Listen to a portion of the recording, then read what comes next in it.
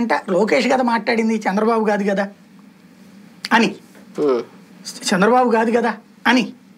ఇక్కడ power sharing అనేటువంటిది ఇక్కడ ముఖ్యం.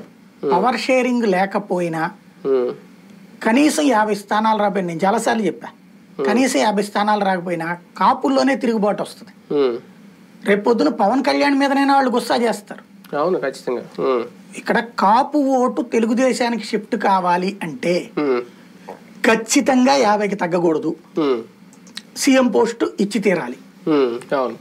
ఈ రెండిట్లో ఏది తగ్గినా కాపు ఓటు బదలాయింపు రాదు. ఇది పవన్ కళ్యాణ్కి తెలుసు. ఏ 15కు 20కు కాంప్రమైజ్ అయితే రేపు పొద్దున నడు రోడ్డు మీద పవన్ కళ్యాణ్ నిలదీస్తారు, వాళ్ళు సొంత కాపులే నిలదీస్తారు, లేదా టిక్కెట్లు ఆశించినటువంటి వాళ్ళు ఎదురు తిరుగుతారు. వాళ్ళని ప్రమోట్ చేస్తుంది కూడా వైసీపీ, రెచ్చగొడుతుంది కూడా అప్పుడు. కాబట్టి ప్రెషర్, ఇప్పటిదాకా ప్రెషర్ లేదు పవన్ కళ్యాణ్కి. తను ఏదనుకుంటే అదే నడిచింది. ఎన్నికలు ఇది, ఈ టైంలో తేడా వచ్చిందంటే భారీ దెబ్బ అయిపోద్ది. ఒక్కసారి దెబ్బతింటే చిరంజీవి మళ్ళీ అతుక్కోలేకపోయాడు. కాబట్టి ఆ పరిస్థితి తెచ్చుకోవాలని అనుకోవట్లేదేమో పవన్ కళ్యాణ్. ఆ విధంగా తెగించినే చెప్పినట్టుంది.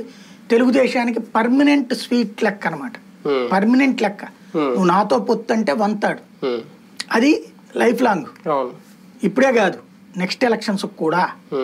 అంటే పదవుల్లో, రేపు మంత్రి పదవుల్లో కూడా వంతాడే, అంతే కదా. వంతాడు మంత్రి పదవులు కూడా తనకి ఇంట్లో అంటే అన్నీ ఉంటాయి, అది లెక్క. నిన్న మొన్నటి వరకు జగన్మోహన్ రెడ్డి గారికి ప్రధాన ప్రత్యర్థులు అంటే చంద్రబాబు నాయుడు గారు లేదంటే పవన్ కళ్యాణ్ గారు అనుకున్నారు. అంతకు మించి